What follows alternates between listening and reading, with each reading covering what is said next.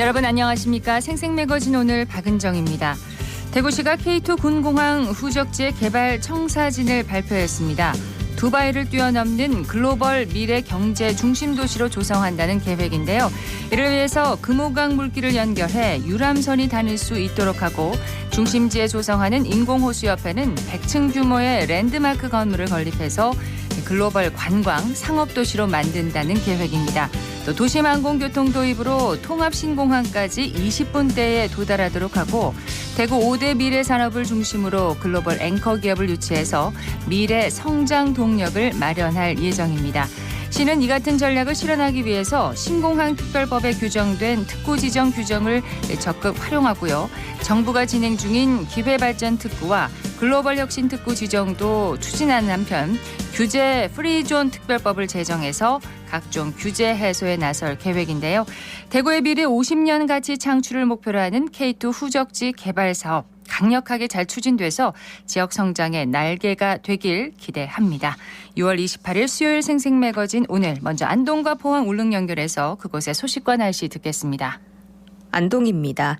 날씨가 정말 변화무쌍합니다. 안동은 오늘 새벽까지 번개와 함께 굵은 장대비가 쏟아졌는데요. 아침이 되자 금세 비가 그치고 맑아졌습니다. 비가 소강 상태를 보이면서 안동을 비롯해 경북 북부권에는 폭염특보가 찾아왔습니다. 대부분 지역에서 오늘 낮 최고 기온 30도 이상으로 예상되고요. 체감 온도는 32도 이상으로 무덥겠습니다. 더불어 오늘 오후엔 대기 불안정으로 인한 소나기가 내리는 곳도 있습니다. 야외 활동하실 땐 유의해 주시길 바랍니다. 본격적인 장마철에 접어들면서 집중호우가 예고된 가운데 영양 군내 지하 우수관이 막혀 도로가 침수됐습니다. 2020년부터 한국토지주택공사가 영양 서부 아파트를 신축하면서 건설공사 현장에서 시멘트 풀이 우수관로에 흘러들어가 물 흐름을 막았고 영양 읍내 일부 구간이 침수된 건데요. 군은 최근 범람 구간 우수관을 굴착해 확인한 결과 영양 중고등학교 일대 70m 구간에 50cm가량 크기 우수관에 토사와 시멘트 풀이 20cm가량 쌓여 있음을 확인했고 이 일대 맞은편 200m 구간도 우수관에 시멘트 풀이 쌓여 있을 가능성이 높다고 밝혔습니다. 한국토지주택공사 대구 경북지역본부 관계자는 장마가 지나면 유출 여부를 확인해 재시공하겠다는 의사를 전달했는데요. 하지만 시민들은 도로 침수로 인한 불편만이 아니라 이 일대 상가 침수에 대한 걱정도 크다면서 집중호우가 시작되기 전에 문제를 해결해 줄 것을 촉구하고 있습니다. 지금까지 안동이었습니다. 이어서 포항입니다. 장맛비가 잠시 주춤하자마자 어제 폭염특보가 찾아왔는데요. 오늘도 더위 만만치 않겠습니다. 현재 포항과 경주, 영덕에 여전히 폭염주의보 내려져 있고요. 낮 기온은 32도까지 오르겠지만 습도가 높아서 체감 온도는 더 높겠습니다. 오늘 오후에 일부 지역에 소나기 내리겠고요. 모레까지 정체전선의 영향을 받아서 세찬 장맛비가 또 한 번 예상되고 당분간 비 소식이 잦겠습니다. 신라 금관이 출토된 금관총과 신라 고분에 대한 이해도를 높이는 시설인 신라 고분정보센터가 모레 경주 노서동에 문을 엽니다. 신라 왕경 핵심 유적 복원 정비 사업의 일환인 대릉원 일원 대형 고분 발굴 조사 결과를 전시에 활용하기 위해 추진해온 사업인데요. 금관총은 현장 유적 박물관으로 신라 고분정보센터는 신라 고분에 대한 이해를 높이는 지식타워 플랫폼 역할을 하게 됩니다. 특히 보존전시관은 금관총 부지의 지상 1층 규모로 조성됐고요. 고분 형태 그대로 복원된 천마총과는 달리 현대적인 건축물로 설계된 게 특징입니다. 다만 전문가의 자문과 고증을 수차례 거쳐서 현재 남아있는 봉분의 형태를 훼손하지 않도록 했습니다. 금관총과 신라고분정보센터가 정식 개관하면 신라고분의 우수성을 알리는 새로운 관광 자원으로 지역 경제에 큰 도움을 줄 것으로 기대됩니다. 지금까지 포항이었습니다. 이어서 울릉입니다. 울릉도와 독도는 맑은 하늘 보이고 있습니다. 현재 기온은 어제보다 2.1도 높은 25.3도, 습도는 71%입니다. 동해중부 안쪽 먼바다에는 남서에서 서풍이 불며 바다의 물결은 1에서 2m로 잔잔하게 일고 있습니다. 오늘 여객선은 정상 운항합니다. 울릉도에서 어제 초등학생을 대상으로 과학에 대한 흥미를 유발하고 창의력을 향상시키기 위해 찾아가는 생활과학 교실이 열렸습니다. 생활과학교실은 주민자치센터, 복지시설, 도서관 등 다양한 장소에서 초등학생, 성인, 장애아 등 사회 여러 계층을 대상으로 체험과 실험 위주의 과학 프로그램을 운영하는 경북도의 대표적인 과학문화 확산 사업인데요. 2004년부터 경북도와 한국과학창의재단이 사업비 2억 8천만 원을 지원해 대구경북과학기술인회가 현재 운영하고 있습니다. 이공계 전공 석박사급 강사들과 대구경북과학기술인회 관계자가 어제 울릉도를 방문해 울릉초, 저동초, 남양초 3개 학교 전교생을 대상으로 생활과학 교실을 열었습니다. 섬이라는 지리적 여건으로 인해 각종 교육 및 과학 체험을 접할 기회가 적었던 아이들이 평소 접할 수 없었던 다양한 교구를 활용해 직접 과학 원리를 체험해 볼 수 있는 기회가 돼 큰 호응을 얻었습니다. 지금까지 울릉이었습니다.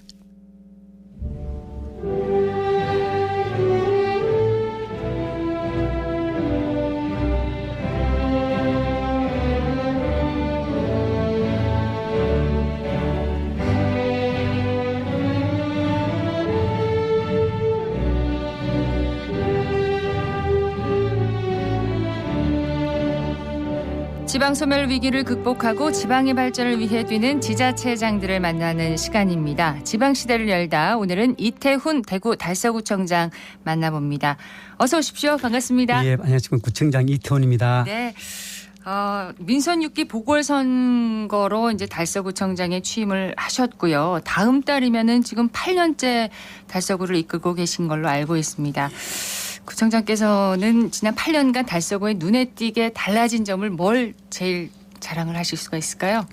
달서구는 개장 이래 지난 35년 동안 갈마 성장을 이뤄왔는데 네. 현재 인구 50만 명에서 수도권을 제하면 전국에서 제일 큰 그런 자치구입니다. 그렇습니다. 이러한 성장 발맞춰서 생활 SOC 복합시설을 둘짝이 확충해 왔고 또 지금 도시 공간구조 혁신으로 문화와 배움 건강한 휴식 있는 공간을 열심히 만들고 있습니다. 네. 예를 든다면 그 아동과 청소년을 위해서는 아이꿈센터라든가 달서 선사관 또 목재 체험 문화관 청소년 문화의 집 그리고 영어도산을 만들어 봤습니다. 예. 그리고 청년을 위한 시설로서는 청년 창업지원센터라든가 청년센터 그리고 행복주택과 사회경제기업을 지금 짓고 있으며 또 나아가서 중장년 및 어르신을 위해서는 50% 센터라든가 또 평생학습관 가족문화센터, 은평문화관, 복지관, 예. 또 노인 전용 체육관, 울배 노인 복지관을 현재 확충하고 있고 또 나가서 그 밖에도 송년 희망센터라든가 송년 복합센터 또 보건회관을 갖다가 건립하고 하고 있는 중이었습니다. 네. 또 나가서 별빛 캠프라든가 울강수변 공원을 그 명품 휴식처로 만들고 있는 가운데 또한 뒷골목은 점점 깨끗해지고 그린 카페 정책으로 녹색 이미지가 확연히 자리 잡고 있는 것 같습니다. 예, 말씀을 들어보니까 도시공간 구조 혁신과 함께 환경 개선 신경을 많이 쓰고 계신 것 같은데요. 예, 그렇습니다. 예. 지난해에는 그 대구 경북 기초지자체 가운데 처음으로 스마트 도시 인증을 받기도 했습니다. 예. 네. 이 얘기도 좀 해주시죠. 스마트 도시요. 네. 그 오늘날 그 미세먼지라든가 교통 혼잡 등 각종 도시 문제 등이 집중되는 가운데 디지털 기술이 이제 많이 생활에 도입돼서 이제 생활에 편리를 주고 있는데 그렇습니다. 달서구는 혁신 기술을 활용해서 국민들에게 안전과 편리를 주기 위해서 사업을 적극 추진하고 있습니다. 예컨대 2020년도에 대구 최초로 스마트 전략팀을 만들어서 다양한 중앙 공무 사업에 응모하면서 그동안 47개 사업에 한 278억의 사업을 하고 하면서 사업을 적극 펼치고 오고 있습니다. 네. 그런 가운데 이제 작년에 국교통으로부터 대구 경북 최초로 그렇죠. 또 유일하게 스마트 도시로 인정받았고 앞으로도 달서구는 디지털 기술을 활용해서 주민들의 행복 지수를 높이고 또 대구 미래 혁신을 주도해 가겠습니다. 네. 또 달서구가 이 차별화된 생애 주기 정책으로 좀 주목을 받고 있던데요. 예. 결혼 장려 사업은 언론에서 여러 번 지금 소개가 되더라고요. 예. 좀 말씀을 해 주시죠. 우리나라 이제 작년 합산 합계 출산율이 0.78 그렇죠. OECD 최고 평균보다도 반도 안 되고 우리나라는 분명히 또 인구 소멸 국가로 나가고 있는 중인데 네. 달성 이런 것을 인정해서 그 인구 소멸에 대한 또 대응과 또 결혼 앞에 스승이는 청년들을 응원하는 차원에서 이제 2010년에 전국 최초로 그렇죠. 결혼 장려팀을 만들어서 지금 펼쳐하고 있는데 청년들이 힘든 결혼감을 응원하면서도 여러 가지 4개 분야 특히 인적 그리고 개선 인식 개선이라든가 또 만남 네. 그리고 또 인프라 구축 민간 협력 제 분야에서 적극적으로 추진해 왔고 그동안 또 여러 가지 시책을 펼쳐오는 경과 우리가 지난 또 한 몇 년 사이에 한 153 커플을 이제 결혼시키는 그런 또 쾌거도 이뤄냈습니다. 구 내에서요? 예. 그런 성과도 마련을 하셨는데 근데 결혼 장려에만 그치면 안 되지 않겠습니까? 예. 아이 키우기 좋은 도시 만들게도 또 달서구에서 앞장서고 계신데 유니세프의 아동 친화 도시 인증 최초라는 말이 많습니다. 대구에서 처음으로 받으셨다고요? 예, 맞는 말씀입니다. 네. 예. 얘기 좀 해주시죠. 예. 달서구는 이제 32년 전 모든 시민들 알고싶은 겨울이 손역한 사건 알잖아, 그렇죠? 네네. 그걸 극복하기 위해서 이제 우리가 또 열심히 노력했고 우리 기본 모토는 아이들에게 웃음을 선사하는 마음으로 줄기차게 노력한 결과 2021년도에 대구 최초로 이제 유니세프로부터 아동 도시로 인정받았습니다. 네. 우리의 이제 그 모토는 이제 놀이터 같은 도시, 지금 같은 달서구라는 슬로건으로 창의력과 호기심을 키우기 위해서 놀이, 체험, 문화가 융합된 공간을 구축에 힘써왔습니다. 네. 그 지역 사회 내의 건강한 돌봄을 위해서 돌봄센터는 물론이고 장감도서관도 만들고 또 공동 나눔터도 또 이제 4호점도 곧 개설할 그런 계획이 있습니다. 특히 또 지난 2020년부터 대구 최초로 아동보호팀 신설해서 네. 아동 학대 조사 공공사업을 선도적으로 추진한 결과 보건복지부터 그 공공 아동 보호 체계 구축 평가에서 2020년도, 22년도 한 2년 동안 걸쳐서 대상을 수상하기도 하는 그런 계획을 이루었습니다. 그렇군요. 공공아동 보호체계 구축 평가에서 2년 연속 대상을 수상하기도 했습니다. 이 달서구의 행정이 또 이 지역 경쟁력으로 이어지지 않겠습니까? 한국은행이 또 발표한 지역 경쟁 지수 평가에서 달서구가 3년 연속 대구 경북 1위를 또 차지하기도 했네요. 네. 예. 그 달서구는 이제 그 최근에 당문에서 발표했는데 각 지역의 이제 미래 성장 잠재력을 평가했는데 지금 대구 경북 31개 시구 중에서 달서구 30년 연속 1등으로 계속 달리고 있습니다. 그 지역 경쟁 지수라 해서 말이 어렵지만은 걸 네. 보면은 경제 규모라든가 또 인적 자원 또 제도 인프라 기술 등의 지표를 종합적이고도 지속 가능한 성장 투자를 갖다 평가하는 그런 지표인데 그동안 달서구는 이제 기업과 주민의 관점에서 행정 쇄신과 효율성을 제고하고 도시 공간 구조 개편 그리고 또 건강한 도시 생활 인프라 구축 등으로 매력적이고 지속적 가능한 달서구 미래 조성에 힘껏 달려오는 경과 그런 결과를 이루었고 또 나아가서 최근에 또 그렇죠. 저희들이 또 행정수조사에 의하면은 우리 국민들에게 물어봤는데 달서구에 계속 살고 싶은 반응을 물어봤는데 달서구민의 87.6%가 달서구에 살고 싶다 하는 그런 반응을 보여왔습니다. 정말 높습니다. 예. 계속 살고 싶은 곳이라는 말이 가장 큰 칭찬일 것 같습니다. 구청장님 입장에서는. 저도 기분 좋은 수치입니다. 예, 그러네요. 예. 자, 대구시 신청사 후보지로 달서구의 두류정수장 터로 결정이 됐습니다. 이렇게 결정되면서 대구 서부권의 비약적인 발전을 기대하는 목소리가 높았었는데 지금 현재는 난항을 겪고 있습니다. 예, 사업이 어떻게 될지 궁금해하시는 분들 지금 많으시거든요. 예, 대구시청사 이전 문제는 지난 2004년도 4월에 이제 그 대구시에서 대구시 신청사 건립 추진 방침이 결정된 이후에 무려 16년간 부침을 겪고 오다가 마침내 이제 지난 2019년도에 전례 없는 민주주의 공론화와 수기민주를 과정을 거쳐서 2019년 12월에 결정된 250만 대구 시민의 합의 약속에 지금 흔들리고 있어 참 안타까운 그런 상태였습니다. 네. 어떤 이유를 떠나서라도 100년 대계의 꿈을 담는 랜드마크로 지어져서 대구 시민에게 새로운 자부심이 된다고 저는 생각합니다. 또 드론과 아울러 함께해서 대구의 사회 문화 환경을 대표하는 상징물로 지어지고 대구 시민의 정신과 문화 꿈이 녹아져서 대구 시민을 가슴에 안는 그런 멋진 시청자가 되기를 기대하고 또 생각합니다. 구청장님 입장에서는 많이 지금 난항을 겪는 것에 대해서는 좀 답답하실 것 같습니다. 예, 말로 표현하지만 정말 답답합니다.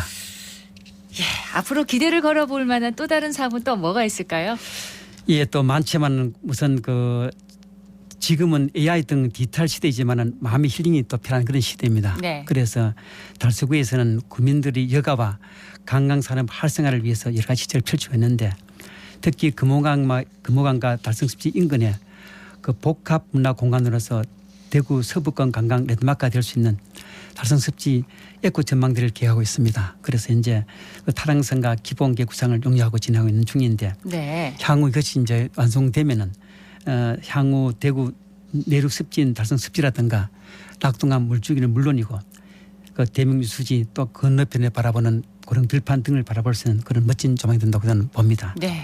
이는 친환경 관광 생태 관광과 또 성서 산단이 가급 현재 미래를 학습하며 성서 아울렛을 통한 쇼핑 등 대구 서부권의 시대에 새로운 관광 명소가 될 걸로 확신하는 가운데 또 아울렛도 우리가 또 꿈꾸는 것은 요 사이 또 누리호 발사에서 우리 우주에 대한 우리 국민들 가지 많잖아요. 그렇죠. 그래서 그런 기대를 담아서 앞산의 이천 별빛 캠프에 전문 우주 분야 전문 과학관 건립을 또한 꿈꾸고 있습니다. 그렇군요. 우주에 관한 내용을 갖다가 학교 교과 과정과 연계해서 관심과 흥미를 또 유발하는 콘텐츠를 구성해서 또 동굴 형태 지하 건축물을 구축해서 아이들에게 우주에 대한 꿈을 즐기면서 꿈을 발견하고 키울 수 있는 그런 도움을 꼭 주고 싶은 마음입니다. 네. 앞서서 달서 구민들의 87%가량이 계속해서 87.6%. 아, 네. 네. 제가 0.6%를 뺐습니다. 큰 실수했습니다. 이렇게 높은 비율로 이렇게 달서 구민들이 계속해서 이 지역에서 살고 싶다 이렇게 응답을 했다고 하는데 어깨가 또 무거우실 것 같습니다. 예. 앞으로 지역민들께 전하고 싶은 말씀이 있으시다면요. 올해가 이제 달서구 출범이 30주년 되는 날인데 금년도 예산이 이제 1조 시대를 맞이하는 등등 우리 달서구는 양적 질적 면에서 수도권을 제외하고는 최대의 자치구로서 대구 경기의 중심이 우뚝 서는 그런 구입니다. 네. 그래서 1,300여 공직자들은 열정과 통찰력으로 달서구는 물론 대구시의 미래 발전에 큰 힘을 남기고자 합니다. 네. 더워지는 일기에 또 시민 여러분의 가정과 일터에 건강 행운이 늘 함께하시길 힘껏 응원드리겠습니다. 네, 젊음이 살아 숨쉬는 도시로 성장 발전하기를 기대하겠습니다. 대구 달서구요. 예, 이태훈 대구 달서구청장이었습니다. 구청장님 감사합니다. 예, 고맙습니다. 고맙습니다.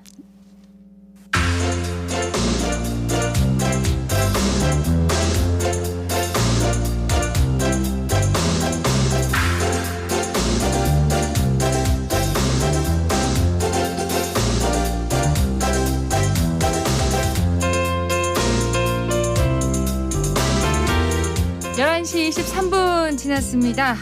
대구 어린이회관이 벌써 2년이 흘렀군요. 리모델링을 마치고 대구 어린이 세상이라는 이름으로 시민들 곁으로 다시 돌아왔습니다. 서유리 리포터 다녀왔다고요? 네, 대구 어린이 세상은 이번 주 월요일에 개관식을 열고 어제부터 운영을 시작했는데요. 첫날이라 사람이 많지 않을 수도 있겠다라는 예상과는 달리 진짜 그곳은 어린이 세상이었습니다. 다들 알고 왔군요. 그러니까요. 많이 기다리셨나 보더라고요. 그러니까요. 아이들의 웃음소리로 가득했던 현장 소리와 함께 대구 어린이 세상 박상우 팀장의 이야기 들어봤습니다.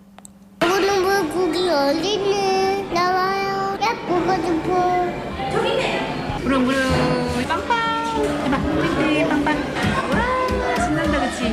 구 어린이회관은 83년 개관 이후에 노후화된 시설과 아이들 눈높이에 맞지 않다는 지적이 지속적으로 제기됨에 따라서 대구시에서 예산을 들여 2년간 리모델링을 통해 재개관하게 되었습니다. 이번에 리모델링을 거치면서 이름이 대구 어린이 세상으로 바뀌었습니다. 어린이들의 상상력을 키울 수 있는 이름으로 공모전을 개최했고 시민분들이 투표를 해서 선정한 이름입니다. 아이들 안전은 최우선이라 모서리 부분이나 날카로운 부분들이 없게 안전폼들을 많이 배치를 하였고요. 기존에는 전시 위주의 공간이었다면 현재는 트렌드를 반영을 해서 체험 콘텐츠 위주로 이제 구성이 되어 있습니다. 1층 아기꿈 탐험대는 0세부터 30개월 이하 영유아들을 위한 놀이시설이 있습니다. 그리고 2층 사회탐험대, 자연탐험대, 시간탐험대에는 31개월부터 만 9세 아이들을 위한 놀이체험 시설들이 있습니다. 2층 자연탐험대에 강에 사는 친구들이라는 체험 공간이 있습니다. 이 공간은 체험자가 직접 그린 생물을 강 속으로 보내어 나만의 물속 생물들을 만들어보고 강에 살고 있는 물속 생물들의 종류와 생태를 알아보는 라이브 스케치 체험 콘텐츠입니다. 아이들이 스케치된 도화지 위에 물고기 그림을 그려보거나 글씨를 쓰면은 영상으로 볼 수 있도록 그렇게 구성된 체험 공간입니다. 이제는 대구 어린이회관이 아니라 대구 어린이 세상이라고 이제 기억을 해야 되겠는데 호기심과 상상력을 자극하는 체험 공간이 많이 생겼네요. 네, 인터뷰에서 말한 라이브 스케치 저도 체험을 해봤는데요. 그 덕분에 꺽지가 어떻게 생겼는지도 알고 또 제가 색칠한 물고기가 바닷속 화면에서 유유히 헤엄치고 있는 모습도 볼 수가 있었습니다. 오는 7월 16일까지는 회차별로 100명씩 체험을 할 수가 있고요. 7월 18일부터 30일까지는 110명, 8월부터는 200명이 사용을 할 수가 있는데요. 네. 교육 운영팀 남서우 씨에게 2층 체험 공간에 대한 이야기 들어봅니다. 저희 2층은 사회와 자연 탐험대로 이제 이루어진 공간입니다. 자연 탐험대는 저희 대구의 이제 명소인 팔공산을 모티브로 숲과 강에 사는 친구들과 함께 다양한 자연 친화적인 활동을 할 수 있는 탐험대로 구성이 되어 있어요. 그리고 사회 탐험대는 친구들이 일상생활 속에서 경험할 수 있는 다양한 사회적인 활동들을 통해서 다양한 직업 체험이나 반응형 체험들이 구성되어 있는 공간입니다. 회차별로 요한은 80명씩 거의 모두 이제 현장 접수하여서 이용을 했는데 로봇놀이라든지 아니면 친환경 자동차를 운전할 수 있는 운전놀이, 수달과 숨바꼭질하는 거, 물고기 친구들을 술래잡기 하면서 잡아볼 수 있는 체험 등을 좋아하였습니다. 친구들이 신체 활동을 통해서 대소근육을 발달시킬 수 있고 인지 발달을 도모하고 긍정적인 사회관계를 형성할 수 있도록 다양한 시장놀이나 병원놀이, 그다음에 문화적인 체험을 할 수 있도록 그림 스케치 공간도 있고 악기 연주할 수 있는 연주회 공간도 있어서 친구들이 다양한 경험들을 통해 사회적인 경험을 하고 발달을 할 수 있을 거라고 생각합니다. 네, 말씀해 주신 것 외에도 또 2층에 볼거리가 더 있다면서요? 네, 바로 시간 탐험대라는 영상관인데요. 40명 정도가 모여서 10분 내외의 애니메이션을 관람할 수 있는 공간이고요. 영상 내용은 주기적으로 교체할 예정이라고 합니다. 또 앞으로 강의나 전시 등이 열릴 것을 대비해서 3층 공간도 잘 구성해 놨고요. 어린이 세상을 방문하는 어린이와 부모가 편안하게 즐길 수 있도록 유아차 주차 공간과 수유실, 의무실 등이 마련된 점이 인상 깊었습니다. 네. 첫날 방문한 시민들의 이야기 들어보시죠. 황정은이라고 해요. 일단 시설이 깨끗하고요. 안전관리가 되게 잘 돼 있어요. 뭐 낚시놀이를 해도 낚시만 하는 게 아니고 뭐 벽면에다가 자석으로 돼 있으니까 이제 구성한다든지 해서 아이들이 그걸 좀 더 즐길 수 있는 그런 것들이 재밌었던 것 같아요.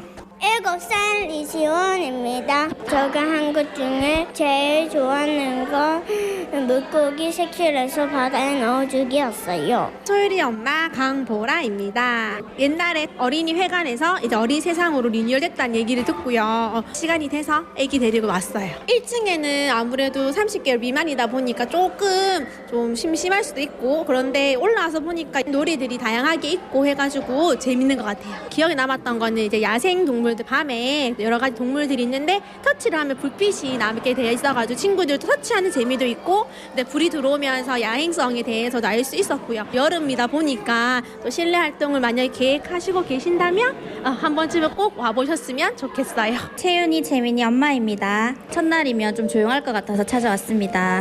생각보다 많이 붐벼서 예약이 좀 힘들었습니다. 근데 친구들이 이제 재밌게 잘 노니까 와서 좋았습니다. 저는 6살 이재빈이라고 합니다.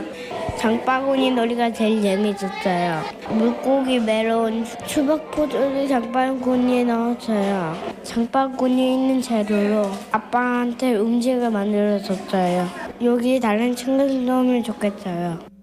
아니 운영 첫날이었다는 거죠. 네, 이렇게 맞습니다. 많은 분들이 오셨군요. 그러니까요. 얼마나 정말 기다렸을까요? 네, 진짜 아이들로 가득한 현장이었습니다. 예전에는 입장료 무료였거든요. 이번에 계속 뭐 무료인가요? 저도 어릴 때는 무료였는데요. 이제는 위탁 업체에 맡기면서 이제 입장료 4,000원이 발생하긴 하는데요.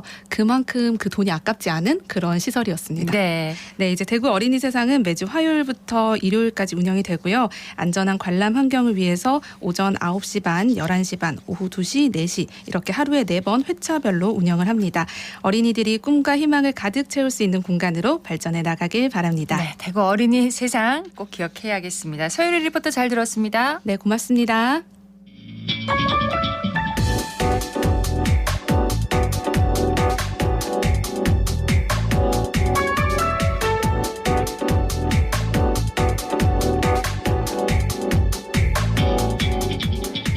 묻고 듣고 생각과 마음을 나누는 방송.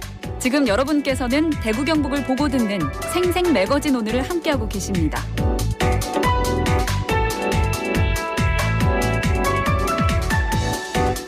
수요일 생생 매거진 오늘 함께하고 계신 지금 시각 11시 30분 지났습니다. 자, 기자의 눈으로 지역의 현안과 이슈를 들여다봅니다. 경북일보의 전재용 기자와 함께합니다. 안녕하세요. 안녕하십니까. 자, 오늘은 어떤 얘기 해볼까요? 네, 전국 최초로 조성된 대구 중구 대중교통 전용 지구에 대한 소식입니다. 도심교통 혼잡을 완화하는 동시에 친인간, 친환경적인 대구 대표 상징거리로 조성하겠다는 취지에 따라서 시내를 관통하는 도로를 대중교통 전용 지구로 지정했지만 최근에 이를 해제해야 한다는 목소리가 나오고 있어서 준비해봤습니다. 예. 대중교통 전용 지구라면은 대구역부터 반월당역까지 왕복 2차선 도로 맞죠? 네, 맞습니다. 과거에 조성된 이유가 분명히 있을 텐데 먼저 대중교통 전용 지구가 생긴 의미와 또 배경부터 좀 설명을 해주세요. 네, 대중교통 전용 지구는 도로 전체를 시내버스나 노면 전차와 같은 대중교통과 보행자만 다닐 수 있도록 조성한 교통시설입니다. 자가용 통행이 24시간 차단되고 또 일부 조업 차량과 준대중교통은 제한적으로 좀 진입이 허용되는데 네. 교통 혼잡에 영향을 거의 주지 않는 이륜차나 자전거가 주로 허용되기도 하고 대구 같은 경우에는 이제 주변 상권에 이제 그 물품을 상하차하는 차량들이 좀 필요하잖아요. 예, 그런 차들이 좀 이제 허가를 통해서 진입을 하고 있습니다. 그런 차는 다닐 수 있군요. 네네, 맞습니다. 그래서 주로 상업시설의 밀도가 높고 보행자의 통행량이 많은 도심 지역에 설치를 하는데 자가용 통행을 완전히 차단하기 때문에 버스의 통행 속도가 높아지고 보행자의 안전도 보호할 수 있다는 특징이 있습니다. 예. 대중교통 전용지구 도로폭은 왕복 2차로이고 제한 속도는 시속 30km입니다. 속도 제한이 좀 과하게 제한되는 게 아니냐라는 지적이 있을 수 있는데 일반 도로에서 시내버스 평균 도심 통과 속도가 시속 15km에서 20km 사이라고 하면은 이제 네. 속도는 거의 2배 이상 높아지는 효과가 있습니다. 그래서 이런 여러 강점들을 고려해서 대구시가 지난 2009년 12월 중앙대로 반월당 내거리부터 대구역 내거리 구간을 전국 최초로 대중교통 전용지구로 지정했습니다. 2009년이면 꽤 오래됐습니다. 네, 10년이 훨씬 12월. 넘었습니다. 네, 대중교통 전용 지구가 생기고 나서 실제 효과가 있었나요? 네, 효과가 있는 걸로 분석이 됐습니다. 지난 2009년 당시에 489만 명이었던 시내버스 이용객이 5년 뒤에는 654만 명으로 33.8% 증가한 걸로 이렇게 집계가 됐습니다. 그리고 평일 오전 10시부터 오후 10시 12시간 유동인구도 17.7% 정도 늘었다고 하고요. 네. 그리고 특히 자가용 통행이 전면 제한되면서 이산화 질소가 50% 이상 감소한 걸로 측정이 됐고 그렇군요. 예, 미세먼지나 일산화탄소, 아황산가스도 20에서 30%대 감소율을 나타냈었습니다. 그리고 차량 통행이 줄면서 소음도 68데시벨에서 64데시벨로 좀 소폭 낮아졌다고 합니다. 영향을 받는 다른 도시도 있었나요? 네, 있습니다. 대구가 최초로 대중교통 전용지구를 지정해 효과를 보면서 2012년 8월에는 서울시에서 이를 벤치마킹해 연세로 일대 조성하기도 했습니다. 연세로 경우도 대중교통 전용지구 개통 이후 6개월간의 교통사고가 전년도 대비 34%나 감소했다고 하고요. 그리고 시민의 만족도가 향상됐다는 조사가 있고 네. 버스 이용 시민이 증가하고 신촌 지역 점포의 방문객 수와 매출이 증가하는 긍정적인 현상도 발생했다고 합니다. 다른 지자체에서도 이렇게 벤치마킹 할 정도로 효과가 있었는데 네. 해제를 요구하는 목소리가 왜 나오는 걸까요, 그러면? 우선 최초에 지정된 목적을 좀 한번 살펴보니까 보행 환경 개선과 교통 수요 관리, 소음 대기 오염과 같은 교통 환경 분야에서 이제 긍정적인 기대를 바라는 것도 있었거든요. 네. 그런데 다만 이제 지구 일대 상권 활성화, 상징거리 조성이라는 경제 문화적인 요소도 포함해서 종합적인 측면에서 도심 활력을 도모하겠다는 게 최초 지정 이유입니다. 그래서 대구시에서도 지금 밝히는 게 교통과 환경, 경제, 문화 등에 종합적으로 접근해서 도심 활력을 높이겠다, 활성화시키겠다는 취지로 조성됐음을 밝히고 있습니다. 네. 하지만 교통과 환경적인 측면에서는 이제 긍정적인 효과는 거뒀을지 모르겠습니다. 그런데 이제 일대 상권과 특색 있는 거리로의 조성은 좀 실패했다는 게 해제를 요구하는 주된 이유입니다. 상권이라면은 동성로와 양령시 일대 상인들이 가장 크게 이제 체감하지 않겠습니까? 네. 불만의 목소리가 있는 건가요? 네, 사실 그동안 계속 제기되어 왔었는데 마침 또 공개적으로 얘기를 할 기회가 생겼었거든요.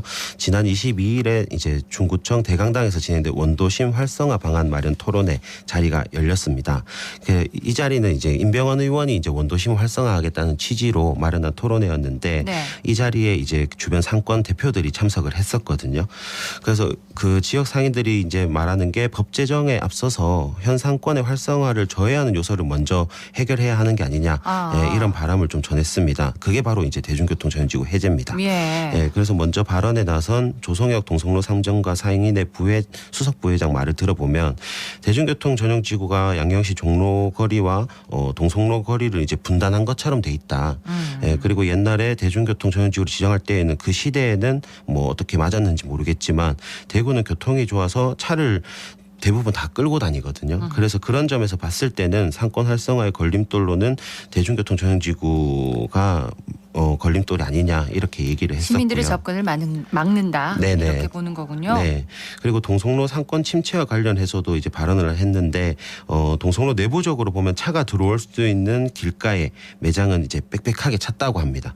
그리고 보행자 전용 도로나 로데오 쪽 이제 음지에는 상권이 이제 죽은 거기 때문에 전체적인 수치나 통계로 동성로 전체의 침체 문제가 제기되고 있지만 실제로는 이제 차량 통행에 따라서 동성로 내부에 이제 상권 간 온도차가 좀 있다고 설명을 했었습니다. 동성로 상점의 대표분의 의견인 거죠? 네네네. 양영시 상인들의 의견은 그럼 어떤가요?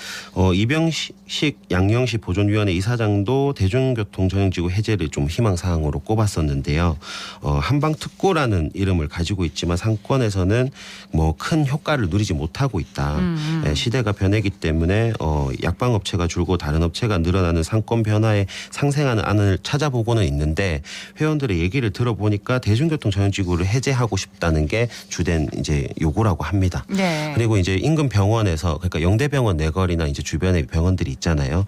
그래서 병원에서 이제 한방을 좀 관심을 가져서 오는 사람들도 반월당 내거리 또는 중앙로역 내거리를 거쳐서 진입을 해야 되는데 이게 차량으로 진입이 안 되니까 양양시 방문객이 늘 수가 없는 상황이라고 이제 애로를 호소했습니다.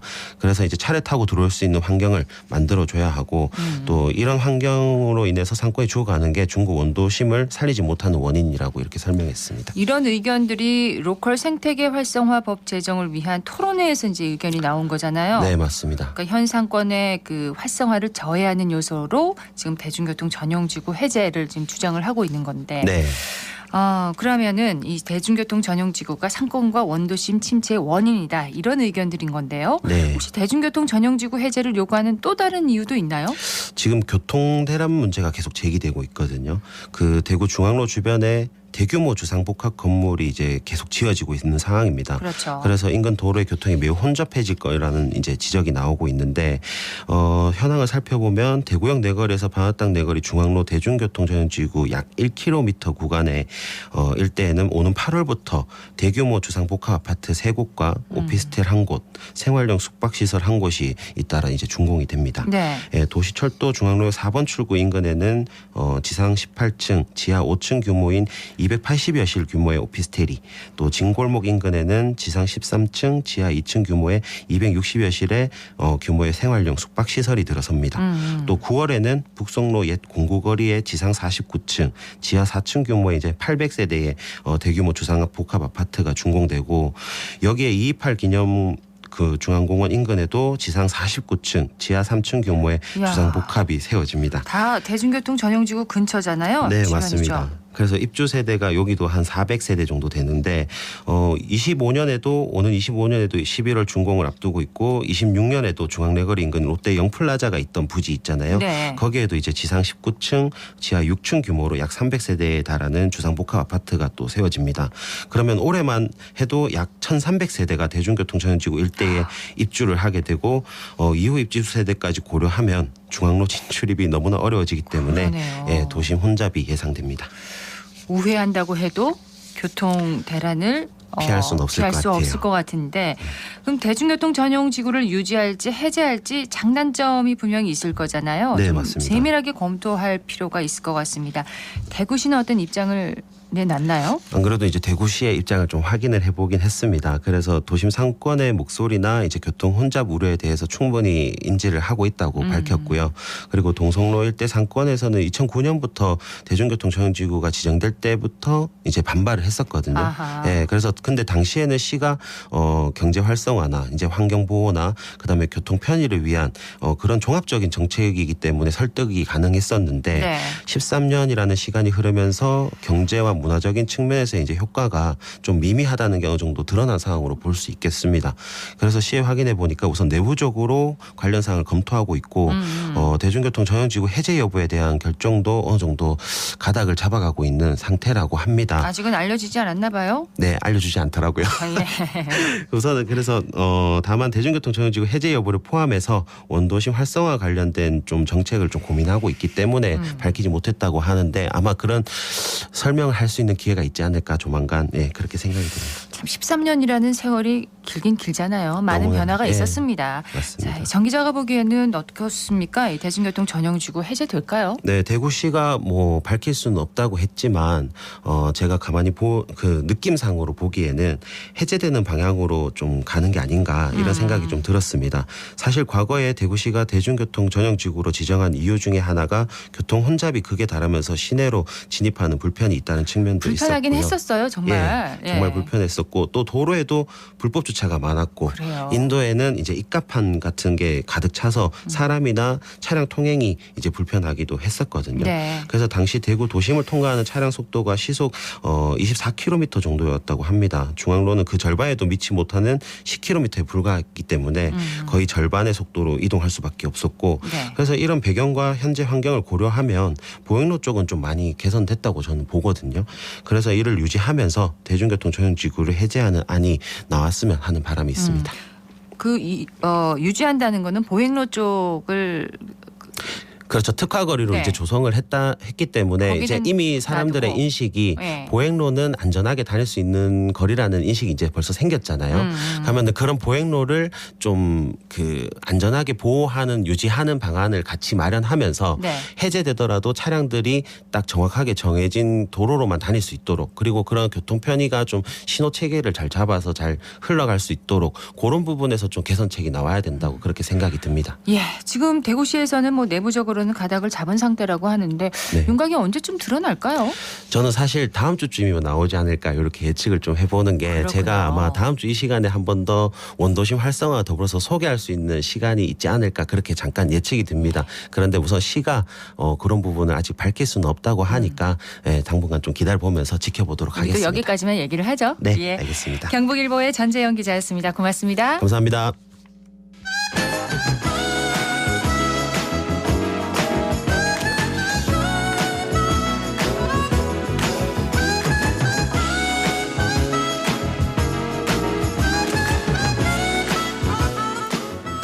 (11시 42분) 43분을 향하고 있습니다. 사회적 가치와 공익을 실현하고 환경을 지키며 마을 주민의 삶의 질을 높여서 더 나은 함께 사는 세상을 그려봅니다. 함사세요. 오늘은 대구지속가능발전협의회 오용석 사무처장과 함께합니다. 어서 오세요. 네, 안녕하세요. 자, 오늘은 어떤 주제를 가지고 오셨나요? 네, 오늘은 탄소 중립 포인트제에 대해서 이야기를 나눠보려고 합니다. 우리 일상생활은 모두 온실가스 배출과 다 이어져 있는데요. 그렇죠. 먹고, 자고, 일하고, 이동하고 물건을 소비하는 모든 과정에서 에너지와 온실가스를 배출하고 있습니다. 시민들이 일상생활에서 배출하고 있는 온실가스를 줄이기 위해서 정부는 인센티브 제도를 운영을 하고 있는데요. 먼저 가장 오래된 제도가 2009년부터 시행하고 있는 탄소 포인트 제도입니다. 최근에는 다양한 녹색 생활 실천에 따른 인센티브 제도로 탄소 중립 생활 실천 포인트제도 함께 있는데요. 네. 이 여러 가지를 합쳐서 탄소 중립 포인트제로 통합을 했습니다. 오늘은 에너지 절약과 친환경 생활도 실천하면서 현금처럼 사용할 수 있는 탄소 포인트를 받을 수 있는 이 제도에 대해서 소개해드리도록 하겠습니다. 탄소 포인트 제도는 2009년부터 시행이 됐고 있고 또 탄소 중립 포인트제로 통합됐다 이렇게도 말씀을 하셨는데 네. 비슷한 용어들이 너무 많아요. 네, 맞습니다. 예, 좀 혼동되는데 좀 더 설명을 부탁드립니다. 네, 새로 제도를 시행하면서 용어들이 너무 비슷하고 헷갈린다는 의견들이 많아서요.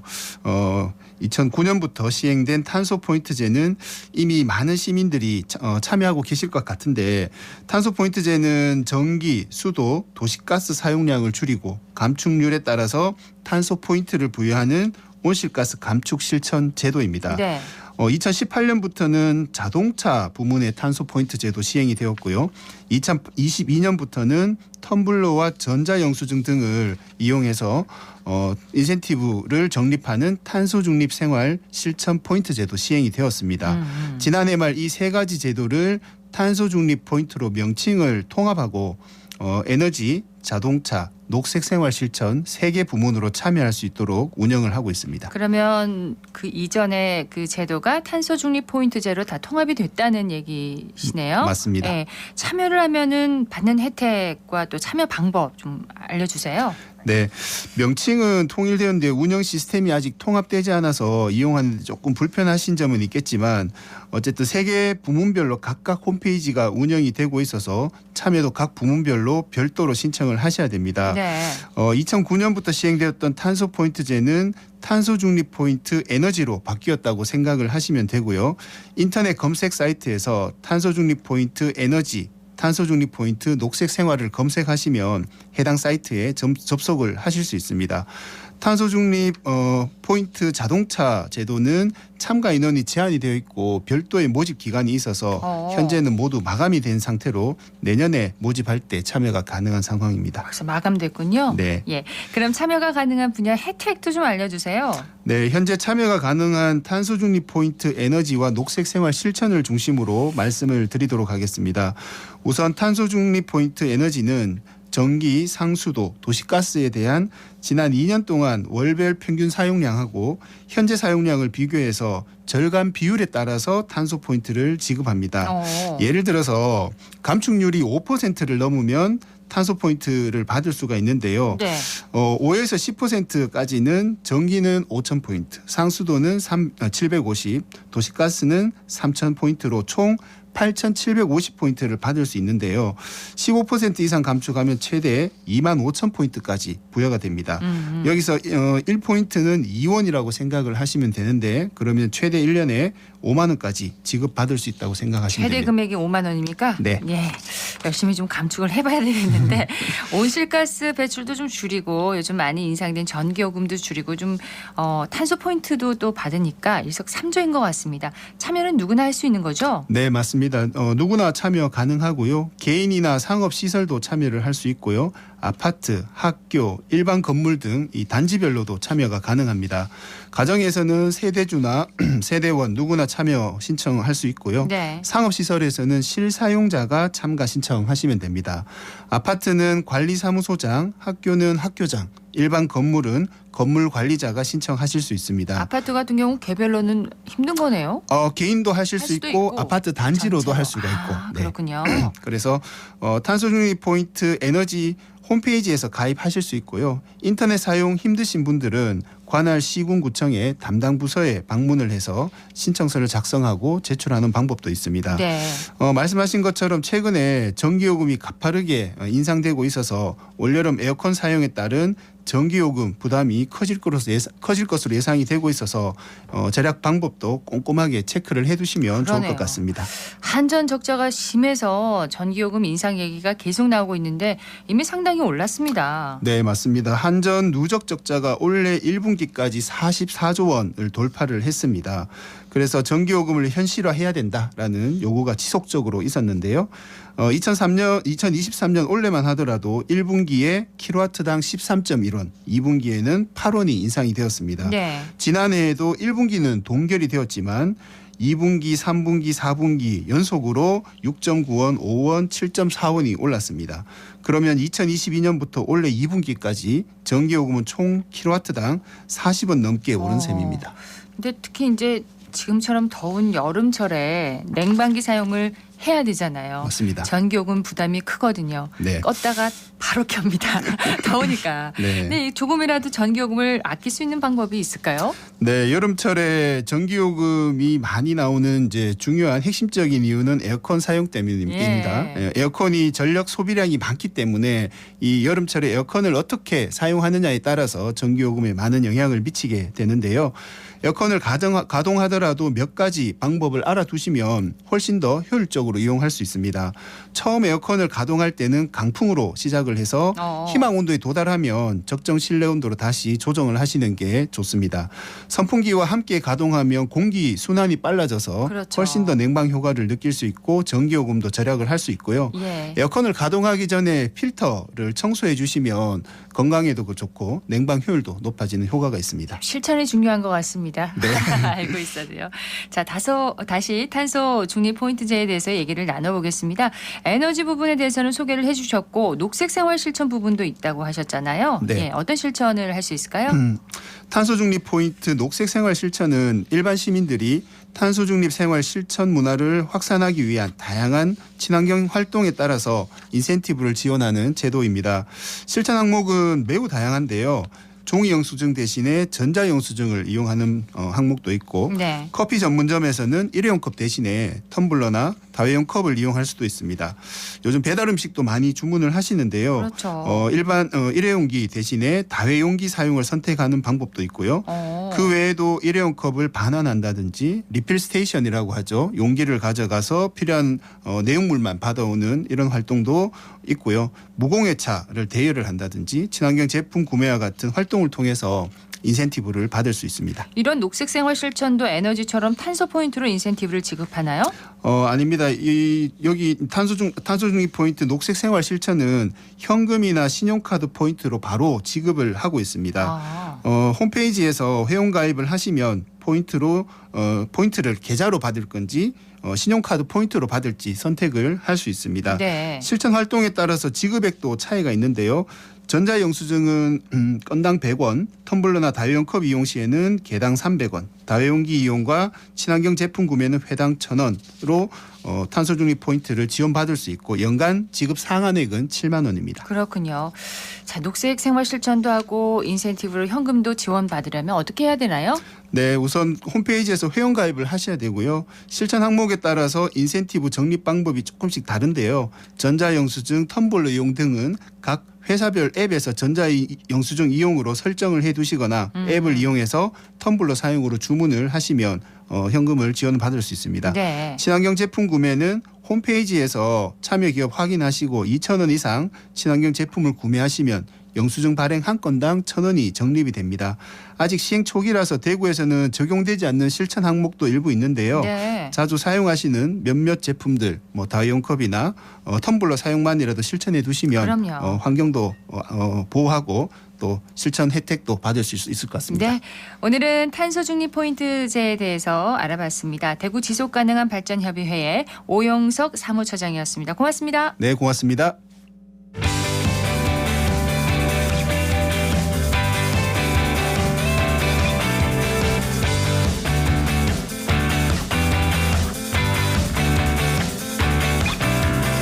클릭 정보 클립.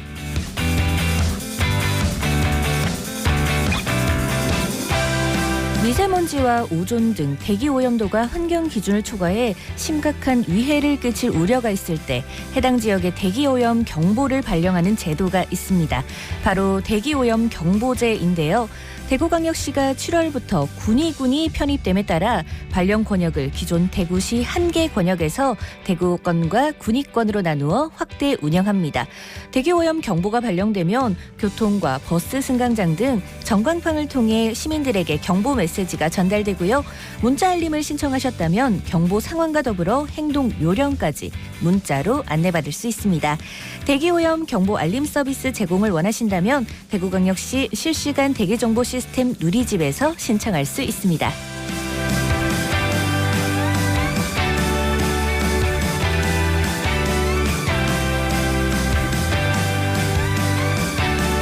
(6월에) 접어들면서 낙동강의 조류 경보가 관심 단계를 보이고 있습니다. 대구 상수도 사업본부가 대처에 나서고 있는데요. 낙동강에 녹조 제거 설비를 추가하고 고도 정수 처리 운영과 시주율 검사를 강화하는 등 시민들이 안심하고 이용할 수 있는 수돗물 생산을 위해 힘을 쓰고 있습니다. 또한 환경부는 강정부와 고령부 내에 물순환 설비와 녹조 제거선 등을 설치 운영하고 에코로봇 등 녹조 다량 증식 지역에 신규로 설치해 시범 운영한다고 합니다. 녹조 제거에 효과가 있을지 지켜봐야겠습니다.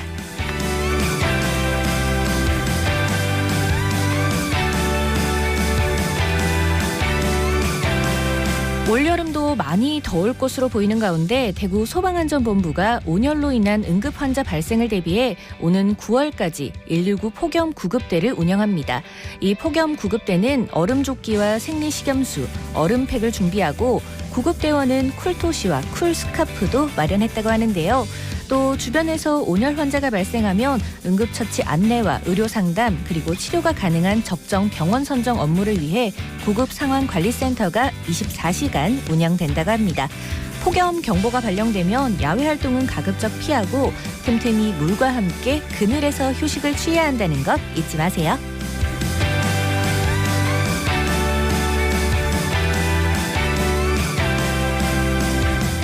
현대무용과 아는미와 함께 춤추실 할머니를 7월 10일까지 선착순 모집합니다.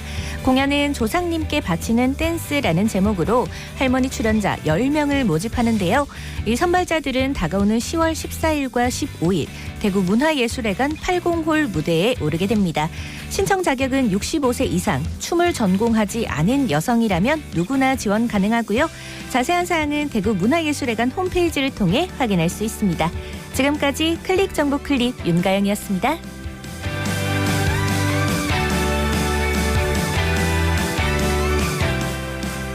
오늘 저녁 대구문화예술회관에서 창작 국악 공연이 열립니다. 매월 마지막 주 수요일은 문화가 있는 날이지요. 지역 청년 예술가들이 공연을 펼칩니다.